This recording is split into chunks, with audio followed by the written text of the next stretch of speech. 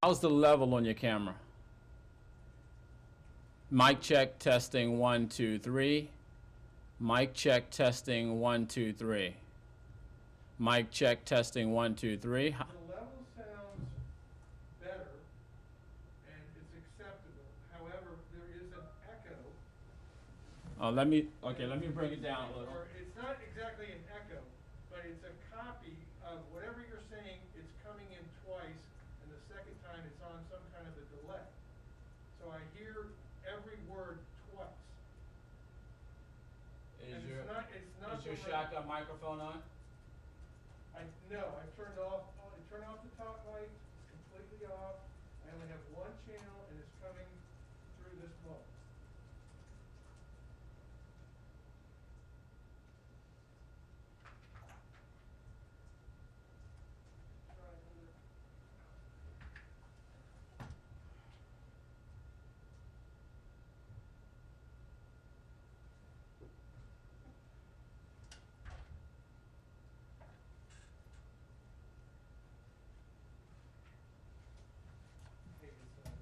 Okay, I brought the audio down a little more. Mic check, testing, 1, 2, 3. Mic check, testing, 1, 2, 3. Mic check, testing, 1, 2, 3. Mic check, testing, 1, 2, 3. Mic check, testing, 1, 2, 3. Mic check, testing, 1, 2, 3. That's good. Okay.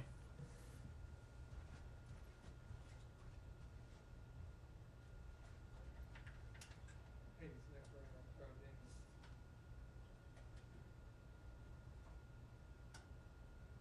Hey, that last one was good, right? I don't know. Yeah, no, the last one was, okay. All right, we're good. All right. All right, thanks.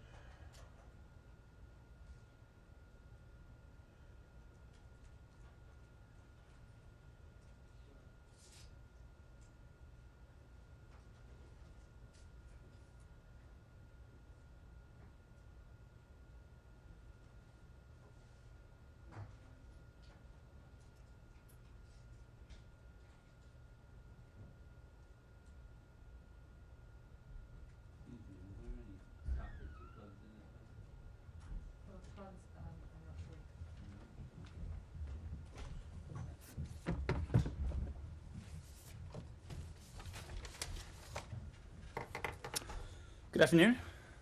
Before I take your questions, just one element at the top. Not about Groundhog. Well, it is about Groundhog Day. It is about Groundhog Day, in fact. Matt, you stole my thunder, but Oh, sorry. today is Groundhog Day. And I raise that not only because it sounds like we're in store for 6 more weeks of winter, nor because, as some of you might allege, I stand up here every day and say the same thing over and over again. I say that as a way to note the fact that this is the 1-year anniversary of the resumption of the daily press briefing at the Department of State. We have literally been doing the same thing over and over again at the department every day. We're here in this room, and we're proud of that. We wouldn't have it any other way. As many of you will recall, it was a pledge of then candidate Biden, long before he was sworn in as president, to resume daily press briefings in his administration. And he made that pledge because it is so fundamentally important in any number of ways. Whether an ally, a partner, a competitor, or adversary, the world needs to know where the United States stands. Just as importantly, the American people deserve to know what their government is doing, what we are doing to protect and to promote their interests around the world, how we're confronting threats and seizing opportunities. That is, after all, why we're here. I also made the point exactly a year ago that the model we set here conveys well beyond our own borders. If the values of transparency and responsibility and accountability are going to be more than just buzzwords in our global engagement, we have to practice what we preach here at home. And we need an engaged, active press corps to hold our feet to the fire.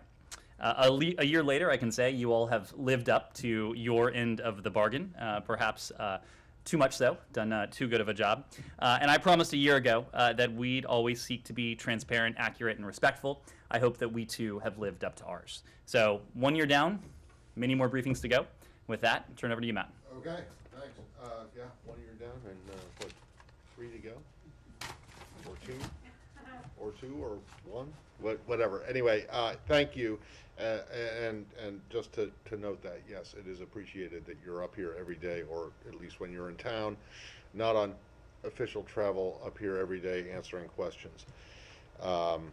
Whether or not we like the answers or think that the answers are satisfactory or not is a different question. But Understood. at least you're taking them, so that's appreciated.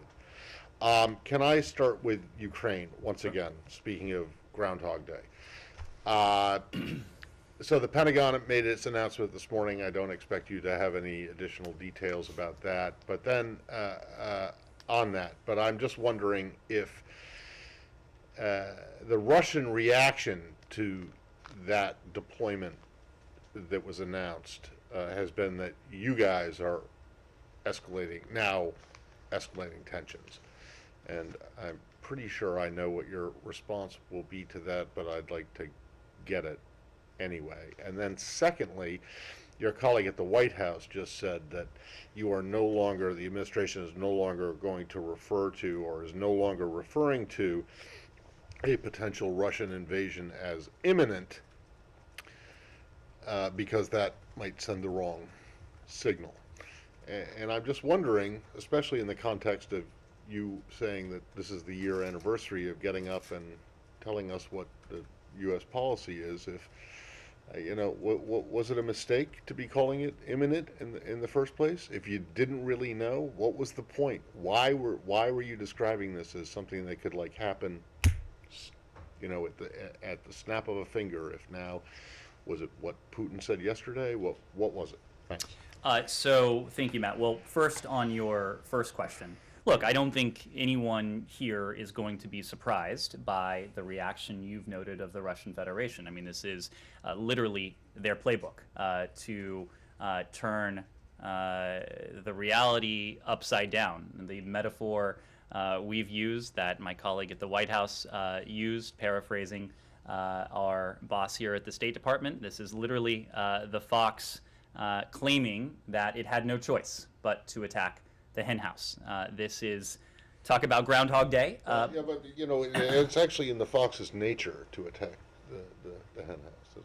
That's what foxes do. So maybe that's Is that a statement about the no. particular country? I just think I see. it might be a poor analogy because the fox. Okay. You know. Well, I will let you choose your analogy, but I think you get the underlying point. And one other analogy, as it were, is our concern is this idea of Groundhog Day, because we have seen this before. We have seen something like this before, at least. It was 8 years ago, just about, when the Russians amassed troops on Ukraine's borders. The Russians engaged in misinformation, in disinformation, in propaganda, seeking to portray Ukraine as the aggressor. The Russians then took it one step further, manufactured pretextual provocation that they then cited as a means by which to aggress against Ukraine and to undertake an incursion into sovereign Ukrainian territory. So what we are doing, and my colleague at the Pentagon spoke to this at the orders of the president, these are about deterrent and defensive measures. These are measures that we have spoken to in broad strokes over several weeks, noting that given what we are seeing, the amassing of troops, the bellicose rhetoric, the history that is at play here, it is only prudent for us to take steps in the past several weeks to provide defensive security assistance to our Ukrainian partners. And we've done that at an unprecedented level that we've spoken to in some detail. And the president also made clear that both in the event of a Russian invasion and as a means to deter and to defend our allies on the eastern flank against broader aggression, we would be taking defensive and deterrent steps. And that is precisely what the Pentagon spoke to today. Many of these forces, as you heard, are already in the European theater. These are not permanent moves. They are precisely in response to the current security environment in light of this increasingly threatening behavior by the Russian Federation. These troops, as you all know, they are not going to fight in Ukraine. They are going to ensure the robust defense of NATO territory. That is something to which we have a solemn commitment under Article 5. This is just another unmistakable signal to the rest of the world, to any countries that would threaten that collective security, that collective defense of our NATO allies, that we are committed to the alliance, we're committed to our allies, we're committed to Article 5. When it comes to the second part of your question, what comes next, Matt, we've always been clear. There's only one person who knows what the Russians may have in store. We don't believe that individual who happens to be the president of the Russian Federation has made a decision one way or another. What has been our concern is what we have spoken to since November. These unusual movements of Russian troops, the massive buildup along the Ukrainian border, the inflow of Russian forces into what should be a sovereign, independent country of Belarus. All of these steps have positioned the Russians to be able to move quickly should they so choose. No one, I don't believe, has been encouraging panic. No one has been saying an invasion is a foregone conclusion. What we have been doing is speaking to our concern. It has been a growing level of concern as Moscow's aggressiveness and assertiveness has itself grown. But what we are doing is preparing for that. We are engaging in dialogue and diplomacy just as we pursue the path of defense and deterrence. So you have no, there were no concerns that you're getting people worked up for, not nothing, but getting people worked up and panicking. That's not why you're stepping away from the imminence thing? Matt, what we've been doing for weeks now is far from seeking to sow panic. We have been seeking to explain our concern. And you get a lot of people's attention by saying imminence, and we think that this. Well, is this imminent. is something that should have people's attention. We believe. I'm not that. saying it shouldn't, but you guys very deliberately used those words, like, this could happen, like, in the snap of a finger. And now it seems a little less. So I'm just wondering. I don't think you were going to hear us say this is off the table. I don't think you were going to hear us say this is a foregone conclusion. But you will hear us saying, and you have heard us say, that we are taking preparations for whichever path Vladimir Gotcha. Putin chooses. I get that, but I mean, is the decision not to describe this as imminent based on what President Putin said yesterday, or is it based on something else? What is it based on? Or is it based on the complaints from the Ukrainians that you're getting people stoked up and put into a panic? Why? Our language, Matt, is always calibrated to what we're seeing. What we've seen. So it's less imminent now than it was yesterday. I think you were reading far too much into what you may have heard. Humira. Right. So I am actually going to follow up a little bit on that, maybe from a slightly different angle. So you guys were waiting for Putin's remarks yesterday. Obviously, you've monitored it very closely, where he basically blamed the West. And you just said that there is one person and he still hasn't made up his mind yet. So after watching Putin yesterday, the United States still thinks that he still has not made the decision to invade or not. Is that correct? Our assessment has not changed. We've made the point, I alluded to this yesterday, that criminologists in this country and around the world are going to parse every single syllable, every word, every utterance, every sentence that came out of Putin's mouth. If you were to do so, you could find reasons for optimism, you could find reasons for pessimism. For our part, we are not optimistic, neither are we pessimistic. We're clear-eyed about the stakes. We're resolute in our determination to engage in diplomacy if we have a good faith partner on the other side, doing so in tandem with our partners and allies, just as we pursue simultaneously that path of defense and deterrence. So indulge me a little bit more. His comments were pretty defiant, and like he accused the West of trying to lure him into war. You said we're not pessimistic, we're not optimistic. Watching that, did those comments make you a little bit more hopeful about the diplomatic path? I mean, you must have like swung one way or the other. You can't be like, it cannot have happened right in the middle. I'm just not in a position to provide color commentary of the Russian president's remarks. Did you say that people are in this town are not parsing? Well, they are parsing every single word, syllable. That I assume that is the case. So we've gone back to the Soviet reviewing stand school of analysis. I assume you're probably in fact are speaking to some of these people. I know some of you in this room are. But look, Humira, this is the point. There are people here to acknowledge who are watching very closely and listening very closely to what the Russians are saying. We are in the position of knowing something that was confirmed in the Secretary's call with Foreign Minister Lavrov yesterday, that the Russians are preparing a written response to our non-paper. That is a response that will be reviewed and presumably approved by President Putin. That is a response that we assume will convey in detail, in writing, in specific language, specifically where the Russians are, what they are willing to engage in, what for them seems like a viable path, what doors may be closed. It remains our hope, as Foreign Minister Lavrov seemed to indicate yesterday, that there will be an opportunity following the receipt of that Russian response for further diplomatic engagement. We don't yet know the form. We don't yet know the timing. What we do know is that any further diplomatic engagement, which we hope occurs, will be done for our part in the closest of coordination with partners and allies. We hope it is done in good faith by the Russian Federation, but we'll be in a position to judge, and we'll be able to judge based primarily on one criterion, and that is if it takes place in a broader context of de-escalation. We can talk. There are no preconditions to talking, but this diplomacy is not going to go anywhere. It is not going to address our security concerns. It is not going to address the concerns of the transatlantic community, that is to say our allies and partners on the other side of the Atlantic, and it won't address the stated concerns of the Russian Federation if it doesn't take place in this broader context of de-escalation.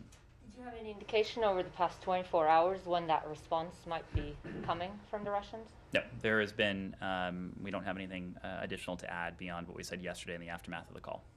Yes, Michelle. There are reports that Russian mercenaries are leaving Central African Republic. These are the Wagner mercenaries, and perhaps headed to Ukraine. I'm wondering if you can tell me anything about that. Is that something that you're seeing? I don't have anything to add on those reports. We've made our position on Russian mercenaries in Africa well known.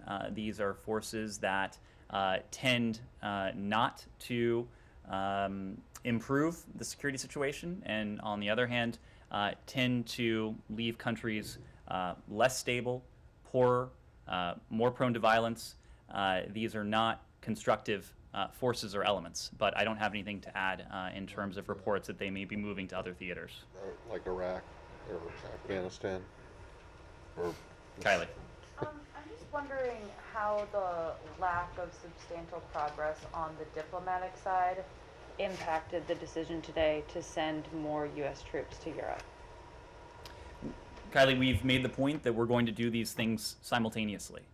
Until and unless we see a de-escalation, until and unless we see an indication that Russia's preparations for potential aggression have stopped and have been rolled back, it is only prudent for us to continue to take steps in the vein of defense and deterrence. That's what we'll continue to do. That's what we've been doing for several weeks now. And so even if Russia starts to engage in a more substantive way, and the ideas you guys have put on the table, that won't in any way impact the presence of U.S. troops in the future in European countries. I will let my colleague at the Pentagon speak to this in greater detail, but our presence, our force posture around the world is calibrated to the security environment that we face. And if we face a security environment that is prone to disruption, that is prone to destabilization, that is prone to threats, we are going to take steps in the vein of defense and deterrence. That is what we're doing here. If that security environment changes, that is to say, if there is de-escalation when it comes to what we're seeing from the Russian Federation, we will, of course, evaluate that, and we will evaluate the implications of that on our force posture. Ben. Putin has made it very clear that the US has not addressed their main security concerns. And so with that in mind, is what the US handed over to the final offer, or have you got more things in the bag that you can offer if they come back and say, this is a non-starter, we need more? So Ben, I think everyone in this room is probably in a better position to judge today than they were yesterday what it is exactly that we have conveyed to the Russian Federation. why is that? I will let you, that is your job to ask questions, this is my job to answer questions. So I will just make the broad point that the ideas we have put forward, these are ideas. These are essentially proposals for additional discussion. So we have never, and we have not been in a position to hand over to the Russian Federation. NATO has not been in a position to hand over to the Russian Federation an exact roadmap of what it is precisely that we are prepared to do across every realm. What we have conveyed, what NATO has conveyed, the ideas that we've conveyed in close coordination and consultation with one another are proposals for further diplomatic engagement. This will require engagement in good faith, some concerted, fairly technical discussions if they are going to result in anything. But it remains our posture and remains our preference to take part in that diplomacy. One, because it has the potential to redound positively on our security concerns, on the concerns of our European allies and partners, but also to address what the Russians have put on the table. And two, if it were to take place in the context of de-escalation, it would certainly seek to mitigate some of the tensions, some of our concerns that we've seen with this massive buildup of Russian forces around Ukraine and in Belarus. So the door remains open for potentially more dialogue, more things in this document than are already there. I mean, you have more to offer them if they wanted it. The door remains open to discuss the ideas that are in this document. The ideas that we conveyed, the ideas that NATO conveyed, again, they are very high-level ideas. Those ideas are not spelled out in terms of what it would look like in practice, how it would be executed, the reciprocity that would need to be entailed for each of these steps. What we've said very clearly is that's something we wish to continue to discuss, but it needs to be a discussion that takes place in the context of de-escalation if it is to work. Connor. The French president has had 2 calls with Vladimir Putin in the last week. The Italian president had a call yesterday. Boris Johnson today. Has the State Department gotten readouts from these governments of their engagements with the Russians? So I would make a couple points on that.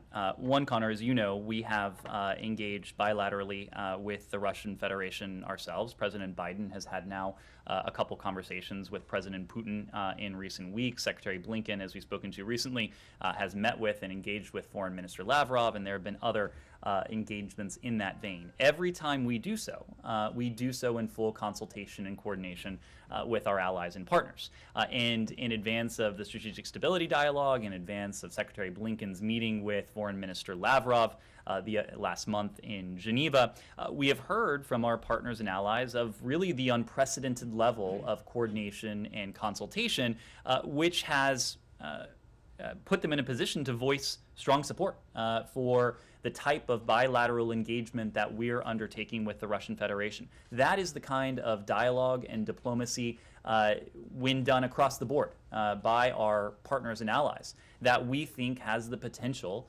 to lead to a de-escalation of tension. So it's something we support when it's done in that vein. Without getting into the specifics of any diplomatic conversations, I can tell you that we are constantly on the phone with our European allies. We have representatives of this building and the administration constantly on the ground in Europe.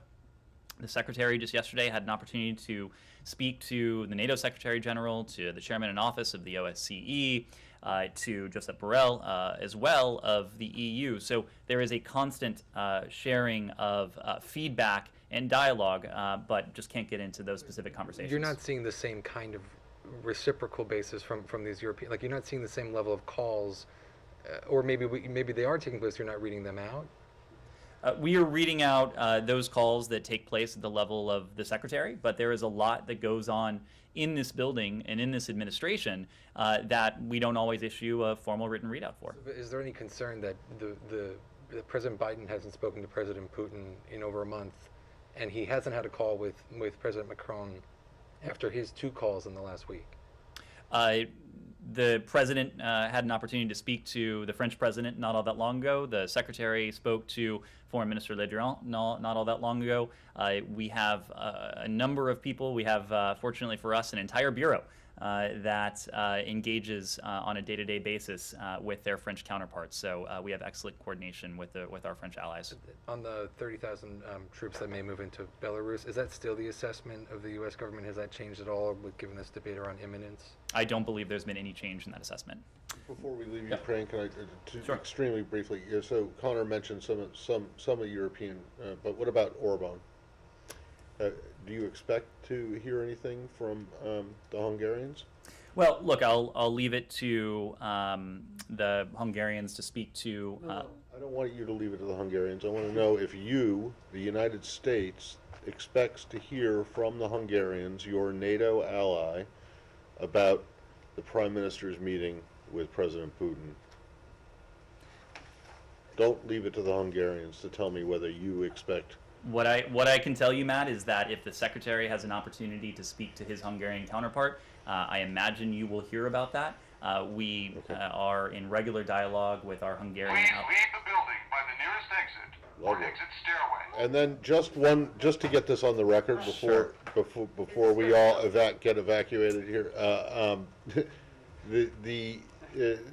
your Pentagon counterpart seemed to confirm this, but I just want to see if we can get the documents that were published by El País this morning are, in fact, the documents that you gave to the Russians last Wednesday, or not?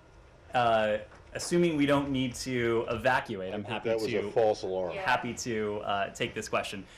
So what I would say on that question, Matt, is that Because they do seem to, what the contents of these documents seem to mirror, identically what you guys have been saying in public. So if they're not legit, someone is a pretty good forger. what I'll say on this, Matt, is that we did not make these documents public, but now that they are, we can confirm what we have always said. We are united with our NATO allies in our resolve to engage in an open, constructive, serious set of diplomatic engagements. We have gone the extra mile to seek to find, to test the proposition that there is a diplomatic solution to this crisis. If Russia actually wants to negotiate a solution, as it claims, these documents, to go back to what I was discussing with Ben, make clear that there is a path forward to do so. Look, if the source of these documents, whoever that source may be, thought that by leaking them, that they would embarrass the United States, that they would drive a wedge between the United States and NATO, I think they will find that they were sorely mistaken in their effort to do so. What the world can now see is that the United States and our NATO allies are in extraordinarily close coordination, that the ideas we put forward are complementary, are symmetrical. You can probably deduce from the documents that they were closely coordinated with one another. Right. Can you just say in a simple declarative sentence that yes, these were the documents that were... Matt, because you've gone around, we did not make these documents public, but now that they are public, well, so can you just say yes or no? I have seen nothing to suggest these documents are not authentic. You talk about having coordinated with NATO allies in this document, and I just want to read a part of it. It says that you're prepared to discuss a transparency mechanism to confirm the absence of Tomahawk cruise missiles. Then it goes on to say we must consult with NATO allies on this issue. So is that something you had not discussed with NATO allies in advance, or you had? Well, to be clear, NATO allies saw our response in advance. We sought their feedback. We incorporated their feedback into the document before we provided it to the Russian Federation. I think the passage you're alluding to speaks to the phase of implementation and how we might operationalize something like this. And this goes back to the discussion you and I were having just a second ago. These were broad proposals. These were ideas that would need to be fleshed out in some detail, including in some technical detail, if they were to be set in motion. So if that is something that the Russian Federation would be interested in pursuing on a reciprocal basis with the United States, it is something that we are willing to discuss. And if we were to get to a stage where it would be operationalized, that is something we would consult very closely with our NATO allies on. Who haven't we called on? Yes, sir. Paul from AFP. Yes. Thanks. A couple questions. One going back to imminent. It was almost daily. The Pentagon says that Russia is enlarging its positions on the border. That suggests the threat is growing. So is the threat not more imminent? Or is there some reason that the word imminent is dropped that changed that picture?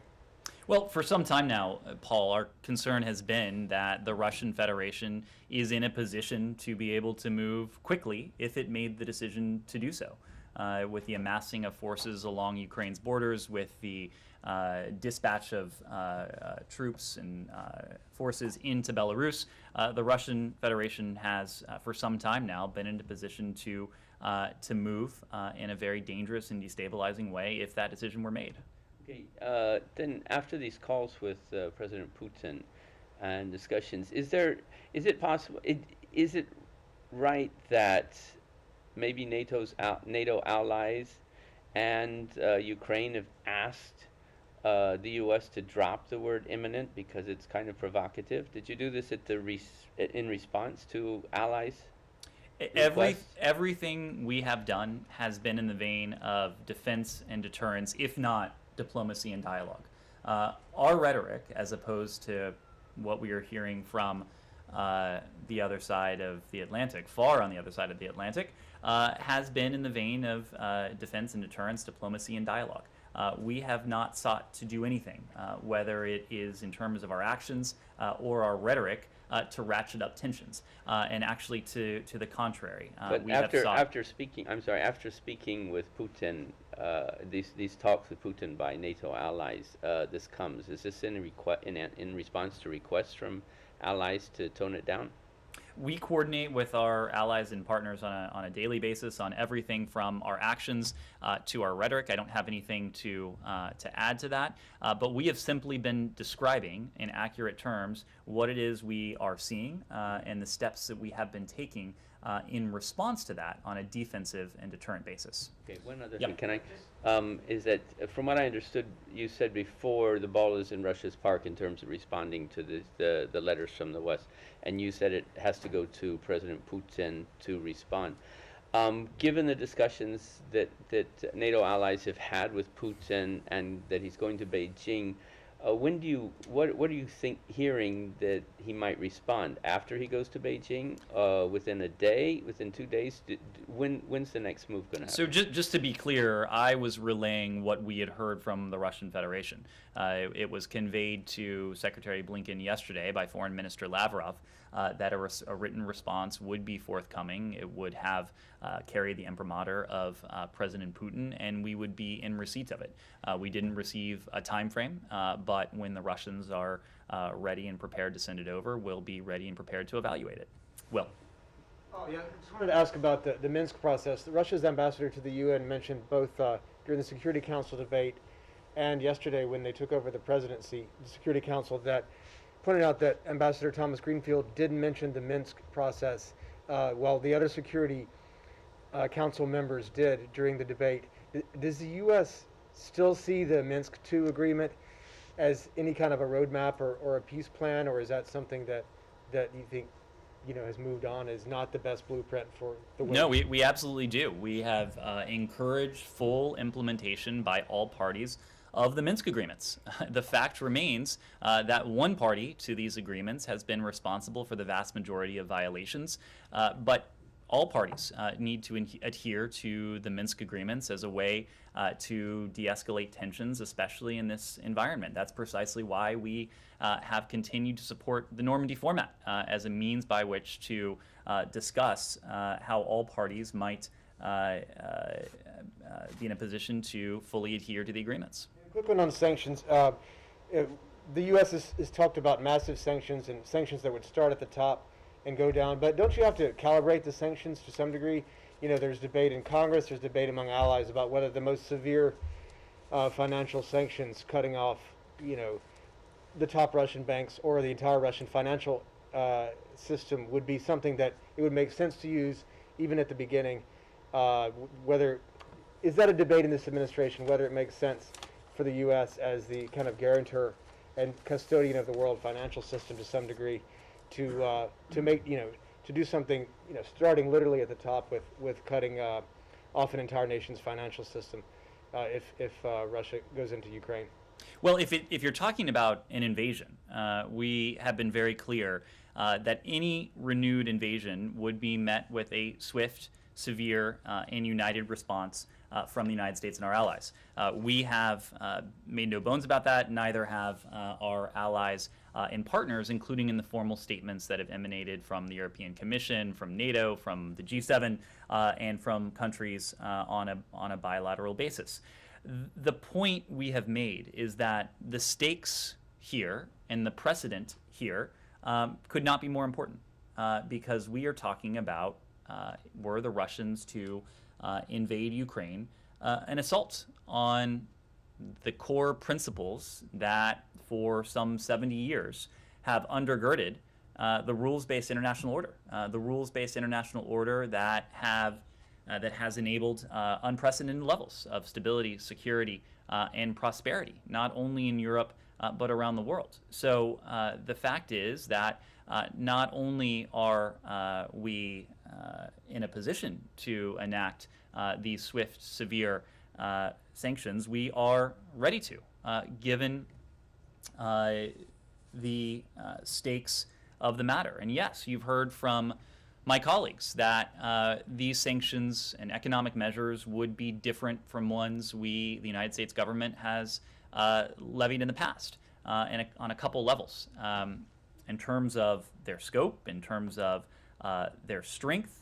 These would be measures that the United States intentionally did not pursue in 2014, but also in the way they're implemented, because they would start at the top of the escalatory ladder, as we would need to send a very strong signal to Russia and countries around the world that might seek to undermine the rules-based international order, that this is something that the United States and our allies and partners around the world would not countenance. Do you want Congress to tell you what's the top and where to start with the financial sanctions, or does this administration prefer to calibrate its response, to avoid collateral damage? We prefer to continue collaborating and coordinating with Congress very closely, because one of the most important things we can do, and one of the most important things we have done, is to send a message to the Russian Federation that the United States is solidly against and would stand against what Vladimir Putin might have in mind. The United States is united, regardless of political party, regardless of political stripes, and we've seen that message be conveyed. There have been bipartisan congressional delegations that have gone to Ukraine. We have seen bipartisan members of Congress, House and the Senate, speak out very clearly and forcefully, supporting what the administration is doing, but also echoing the admonitions that any Russian invasion of Ukraine would be met with a strong, swift, and united response. Follow up quickly on the Minsk Agreement thing. You said again that you want full implementation, but Alexei Danilov, Ukraine's security chief, said yesterday in an interview with the Associated Press that fulfilling those obligations, that fulfilling the Minsk Agreements, would mean destruction for Ukraine, and he said it was impossible for them to do so. Do you have any response to that? Why is he wrong that it would destroy the country? The Minsk Agreements, and we've heard this from Ukrainian leaders as well, they do provide a blueprint that would serve to de-escalate tensions. The fact is that one party is primarily responsible for most of the violations, and that's the Russian Federation. But the Minsk Agreements as a whole were negotiated in good faith. They were signed onto by the parties, and we continue to believe, along with our European allies and our Ukrainian partners, that they do provide a blueprint to de-escalate tensions. Yes? And Kim Dozier, I wanted to change subject for a minute. So I understand the Senate Foreign Relations Committee is holding a classified hearing today on Afghanistan. So I wanted to give you a chance to give us an update on Afghan evacuees, not just the American citizens, legal permanent residents, and those who've already had approved SIV applications, but the would-be evacuees are still stuck inside Afghanistan, who can't start their P1 or P2 process until they physically leave the country. I've spoken to a number of volunteer groups. They've manifested entire plane loads of people, but they can't find third countries willing to take those people. And those third countries, according to diplomatic go-betweens, have said the State Department has actively discouraged them from taking these Afghans. So I want to hear your take on that, and do you encourage other countries to allow these people in so that they can be processed? So, Kim, first, to take a step back, you heard from us during the course of the U.S. government evacuation prior to August 31st and the end of the U.S. military mission that our commitment to American citizens who chose to remain behind or who were not able to leave at that time, to lawful permanent residents, to Afghans to whom we have a special commitment, would be enduring. And I think over the past several months, you have seen us make good on that pledge. When it comes to U.S. citizens and lawful permanent residents, we have directly relocated nearly 1,000. And that's all great news, but I'm still talking to groups who have thousands of people manifested who've gone through the preliminary State Department okay, that they didn't have any red flags, and they can't move them off the X still. And they say when they reach out to the State Department, they get silence. Kim, I think what you may be hearing, first of all, to be very clear, we are in many different ways supporting the Afghan people. We are supporting the Afghan people and their humanitarian needs, and we have continued to lead the world in doing so. That's great, but that's not getting P1 and P2 people out to start their applications going. That's right, and what I can say is that it is an environment in which the U.S. government is not in a position to operate. We don't have an on-the-ground presence, so we are not in a position to undertake the same sort of operations that we were doing prior to August 31st.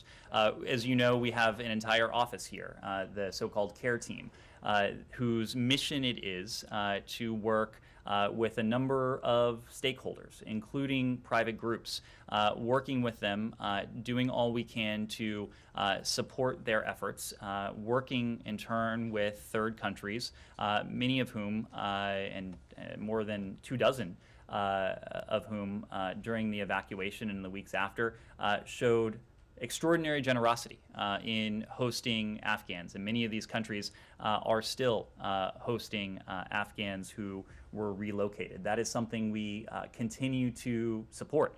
When it comes to the P1 and P2 program, the P2 program, as you know, it was introduced in early August precisely so that we would have another avenue by which Afghans who met the criteria would be able to enter the U.S. Refugee Admissions Program pipeline. It was a complement to the traditional P1 program that has been longstanding.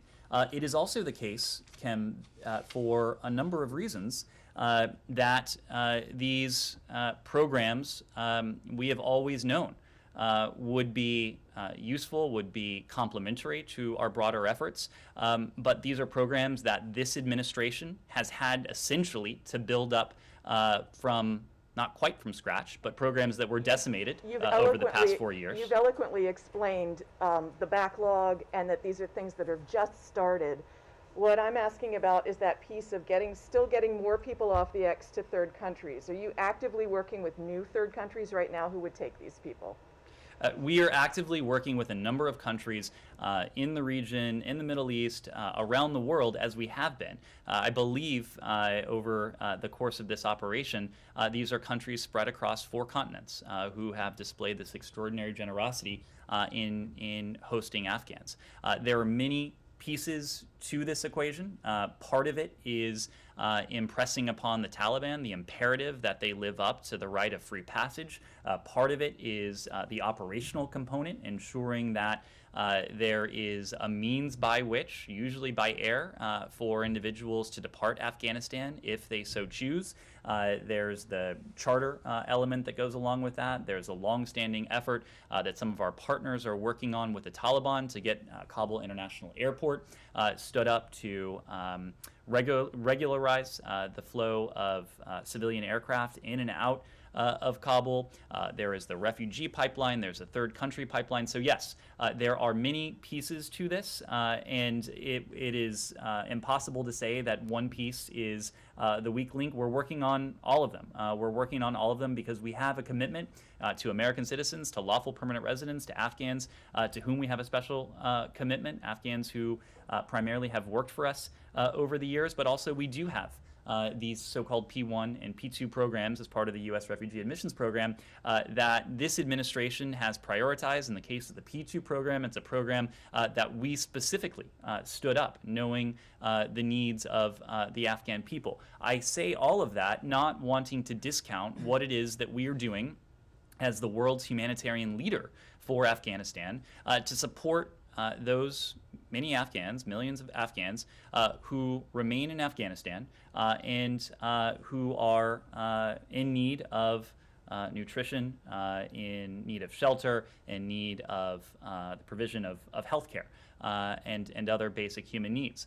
Those Afghans are Afghans who are also benefiting from the generosity of the American people, but who are also benefiting from our leadership on the world stage. encouraging countries around the world to raise their ambition when it comes to humanitarian donations, when it comes to what they are doing on behalf of the Afghan people on a financial basis, but also on a political basis, to make very clear to the Taliban that there needs to be unhindered humanitarian aid and access, that they need to respect the basic human rights of the Afghan people, and they also need to respect the commitment they have made, to your point, to allow safe passage and freedom of movement for Afghans who do wish to leave the country. And of course, you did get women partially back to school today? This is something that we have been pressing for. I know that there have been various statements made by the Taliban. What we'll be watching for are the actions and the follow-through when it comes to the rights of women, the human rights of Afghanistan's women, girls, its minorities. It's something that we have prioritized to a great degree. I know that our special representative for Afghanistan, Tom West, in every engagement he has had with the Taliban, has raised this question of human rights and specifically the rights of women and girls. We have a senior official here in our Office of Global Women's Issues, Rina Amiri, whose sole job it is to focus on the human rights of Afghanistan's women and girls. As you know, she was recently in Oslo with Tom West, where this was a core point of discussion with the Taliban. The Taliban are under no illusions about the priority we attach to this issue, the priority we have attached and we will attach going forward. Yes? Also newspaper. Your colleague at the Pentagon announced some military support to the UAE in response to the recent Houthi attacks. What can the State Department politically offer, since the President Biden promised to hold the Houthis accountable? And I have another question, but after you answer. What kind of security assistance can we offer? The military support. As you have heard from my colleague at the Pentagon, we have spoken in recent days to our partnership with our Gulf partners, two of whom, the UAE and Saudi Arabia, who have recently come under attack from these Houthi terrorist attacks. These cross-border attacks, the missile attacks that we have seen. These are operations that we have condemned in the strongest terms. We know that our partners have been able to deter and to prevent some of these attacks, including by calling on some of the technology and supplies that the United States has provided to them. In the case of Saudi Arabia, we understand that our Saudi partners are now in a position to prevent about 90% of these incoming projectiles. Of course, we want to raise that to 100%, and we're committed to working with the UAE and Saudi Arabia to help them bolster their defenses. We're doing that through security cooperation, through arms transfers, defense trade exercises, training, and exchanges. And those exchanges are in terms of security and defense, but also in terms of human rights and the protection of civilians, including civilian harm mitigation. Senator Menendez yesterday warned that Iran may obtain nuclear weapons in 3 to 4 weeks, and he criticized the administration approach to Iran in order to get back to the 2015 deal. What's your assessment in that period of time, and what is your next move in Vienna negotiation? Well, you heard from one of my colleagues just the other day about our concerns that Iran has made in terms of its nuclear program. These are advancements that Iran has been in a position to make ever since the last administration decided to leave the Iran deal, a deal that was verifiably and permanently preventing Iran from ever obtaining a nuclear weapon. When the Iran deal was fully implemented, the so-called breakout time to which you refer was 1 year. meaning that it would take Iran 1 year to accumulate the fissile material necessary for a nuclear weapon if it chose to do so. Now, that is separate and apart from the weaponization process. We're very concerned with both of these processes, but purely from an enrichment standpoint, that breakout time was a year. Now, my colleague alluded to this a couple days ago, that breakout time is significantly less, and that is precisely because of the decision to leave the JCPOA that was working to elongate that breakout time. So we find ourselves with an unfortunate set of circumstances, a set of circumstances that means that the window we have in Vienna, to answer the second part of your question, is very, very short. And that window is very, very short precisely because once Iran reaches the point where its nuclear advances have obviated the non-proliferation benefits that the JCPOA conveyed, that's a point at which it will no longer make sense from our national security interests and the national security interests of our allies and partners around the world to pursue a mutual return to compliance with the JCPOA, and we'll have to pursue another course. Yeah, just to be clear, the reason that the breakout time is less than a year now isn't because of anything that any U.S. administration did. It's because the Iranians decided to do it. The reason. No. Hold on a second. The Trump administration pulling out of the deal didn't force Iran to do anything. They've done it on their own.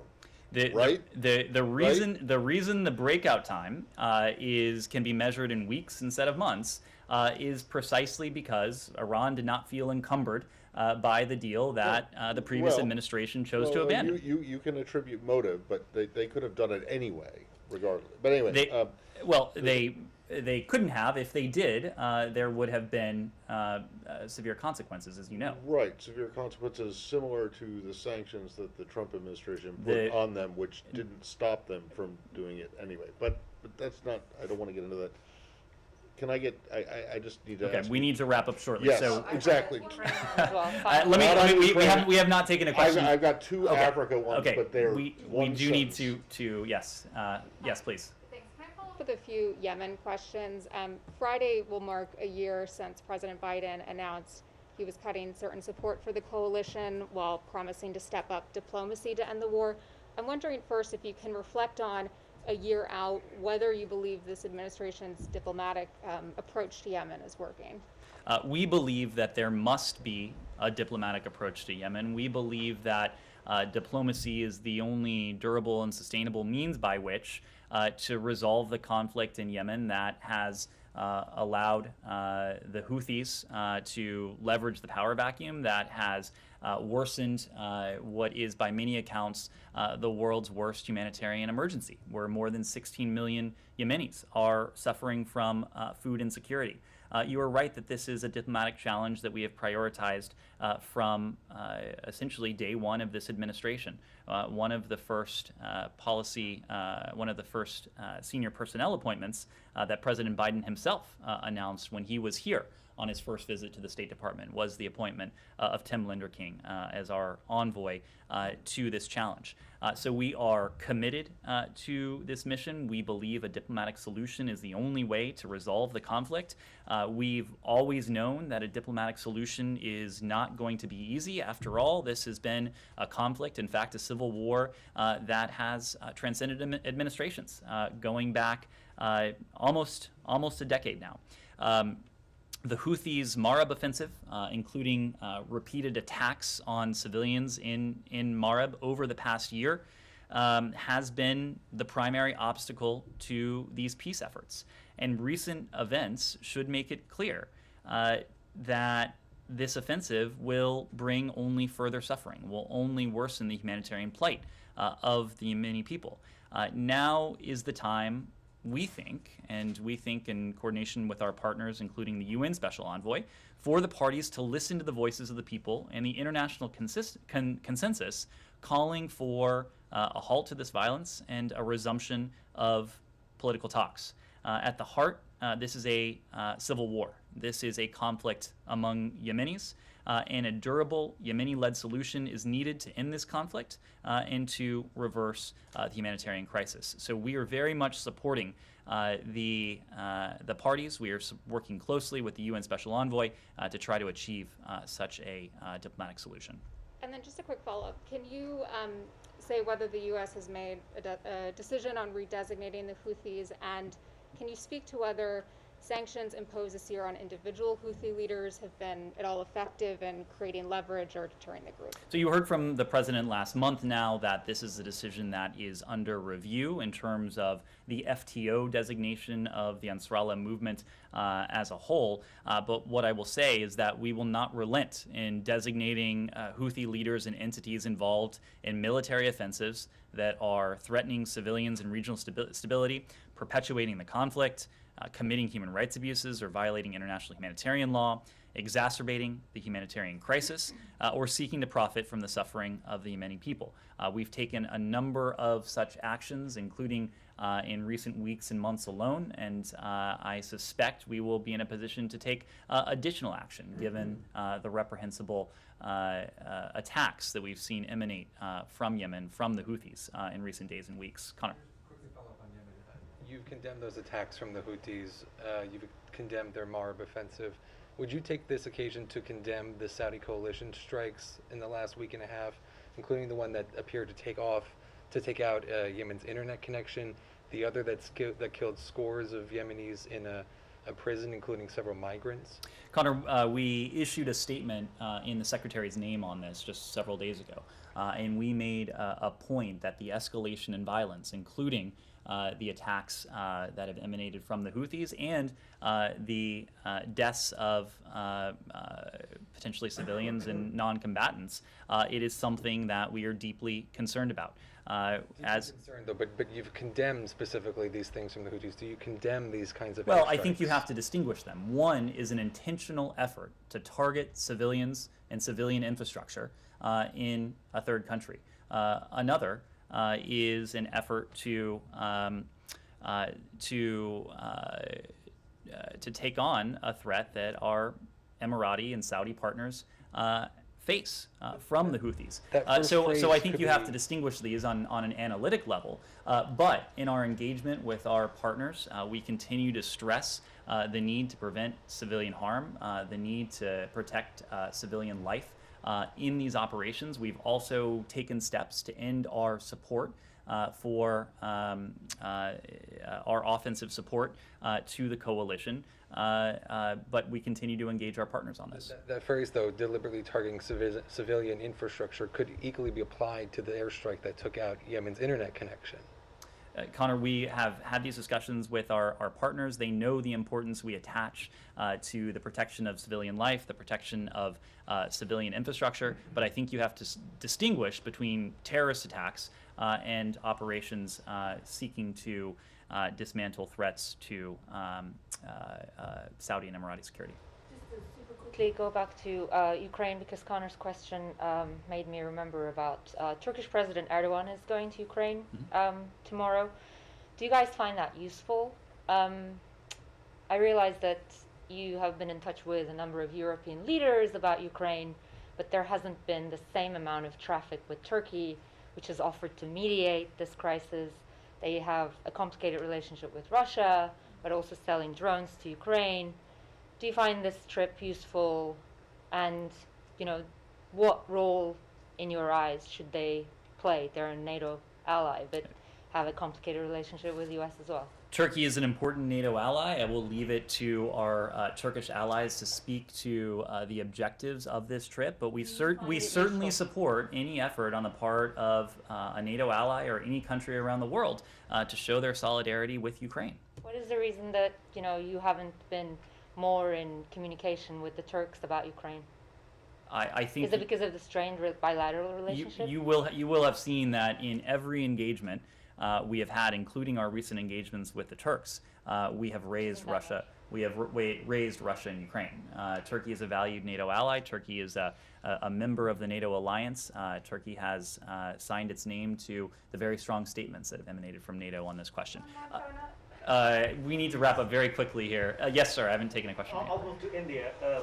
So Indian opposition leader Rahul Gandhi, he made a remark in the Indian Parliament today, stating that it is due to Prime Minister Narendra Modi's ineffective foreign policies that Pakistan and China are closer than ever.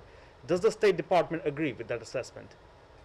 I will leave it to the Pakistanis and the PRC to speak to their relationship. I certainly would not endorse those remarks. Okay, and follow up to that, why do you think Pakistan is working so closely with China? I mean, do you think they feel abandoned by the U.S.? We've made the point all along that it is not a requirement for any country around the world to choose between the United States and China. It is our intention to provide choices to countries when it comes to what the relationship with the United States looks like. And we think partnership with the United States conveys a series of advantages that countries typically would not find when it comes to the sorts of partnerships that, partnerships may be the wrong term, the sorts of relationships that the PRC has sought to have around the world. Pakistan is a strategic partner of the United States. We have an important relationship with the government in Islamabad, and it's a relationship that we value across a number of fronts. What's the State Department's guidance to U.S. athletes who want to express any opposition to China's human rights abuses while they're in Beijing for the Olympics? So first, I will say, our position when it comes to the Olympics in Beijing. Of course, we don't have any official diplomatic representation on the ground. We've also made clear we were not and are not coordinating a global campaign regarding participation in the Olympics. We know that the PRC uses disinformation to veil ongoing genocide in Xinjiang and other human rights abuses. We know that the PRC has made various accusations, including against U.S. athletes, and we know that's what's going on here. U.S. athletes are entitled to express themselves freely in line with the spirit and charter of the Olympics, which includes advancing human rights. We call on the PRC to respect human rights and fundamental freedoms, including that very freedom of expression. And just when and where are U.S. athletes allowed to do that while they're in Beijing? Because the IOC Rule 50.2 says that they can't publicly demonstrate while they're at Olympic sites or venues, but it seems to leave open interpretation for places outside of those sites or venues or on social media. So are American athletes allowed to use those venues to express opposition to Chinese human rights abuses? I will reiterate precisely what I said. U.S. athletes are entitled to express themselves freely in line with the spirit and charter of the Olympics. Can I just say, do you have any more specificity on the Burkina Faso situation in terms of the amount of aid that you have put on pause, whether a decision has been made about whether it was a coup or not? And then also, I'm just wondering if you have an update on Guinea-Bissau. I don't have an update in terms of our provision of aid to the government of Burkina Faso. As you and I discussed yesterday, we have put a pause on most of that assistance that was going. Can't tell me how much? I cannot. Okay. Very quick last question. Yes. 3,000 U.S. troops that are being deployed to Europe. That's a U.S. deployment. Why not wait till NATO activates its defense forces? As we said, we can and will do both. So you heard from my colleague at the Pentagon that this is, as you said, a U.S. deployment. This 3,000 service members that you noted is separate and apart from the 8,500 U.S. service members who are at a heightened state of readiness and who can be called upon by a decision by the North Atlantic Council. Thank you all very much.